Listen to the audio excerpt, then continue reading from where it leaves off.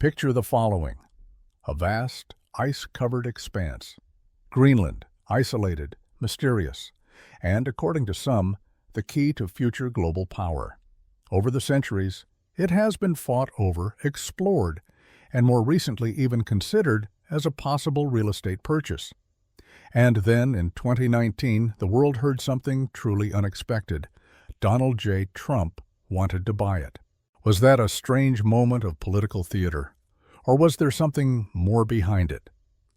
Today, we dive into the history, conspiracy theories, and geopolitics surrounding Greenland. From the old Viking settlements to the present-day battles against climate change, let us discover why this icy island has fueled imaginations and ambitions for centuries.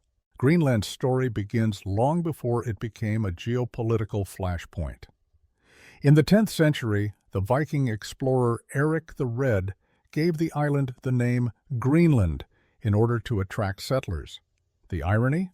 More than 80% of Greenland is covered in ice. The Vikings hoped to turn this icy wasteland into a thriving colony, but in the end, harsh conditions drove them away. A few centuries later, Greenland's strategic position caught the attention of the great powers.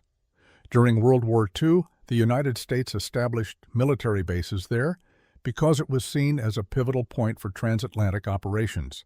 And after the Cold War, the island's importance continued to grow thanks to its potential as a gateway to the Arctic. Let's fast forward to August 2019. President Donald Trump casually proposed the idea of buying Greenland.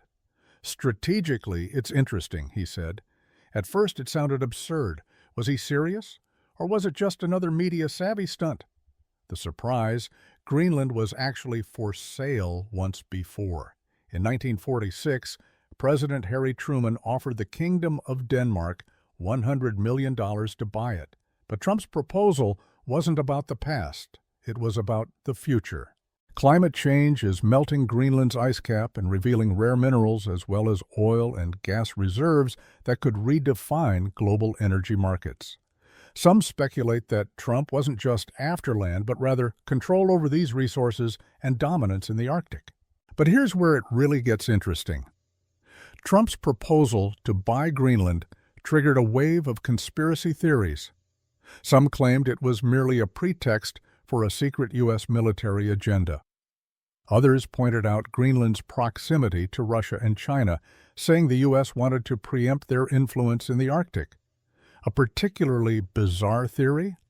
That Greenland harbors hidden, ancient technologies beneath its ice.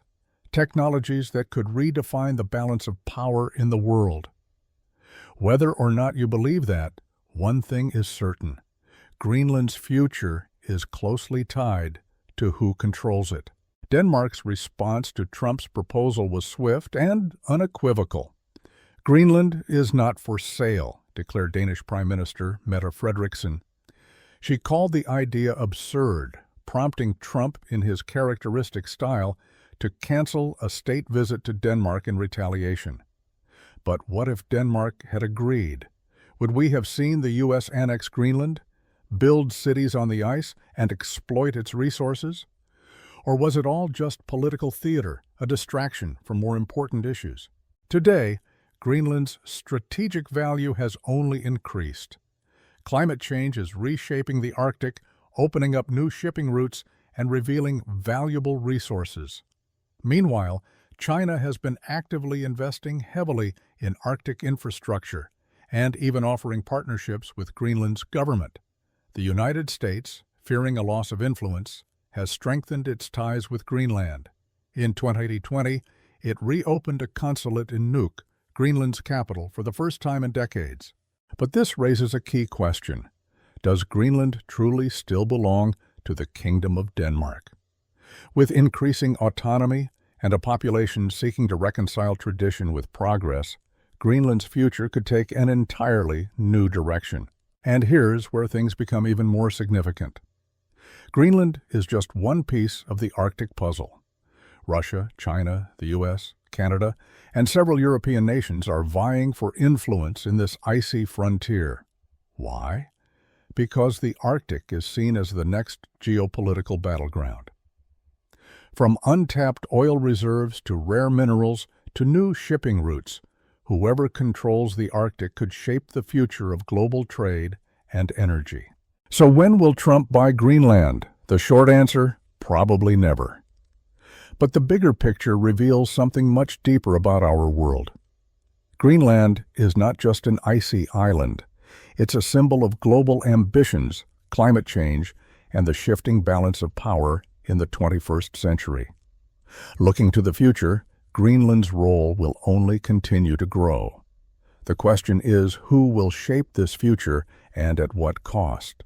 Thank you for traveling with me through Greenland's icy past, present, and future. If you found this episode intriguing, don't forget to subscribe and share it with a friend. And remember, sometimes it's the most remote places that hold the greatest secrets. Stay curious, stay informed, and until next time.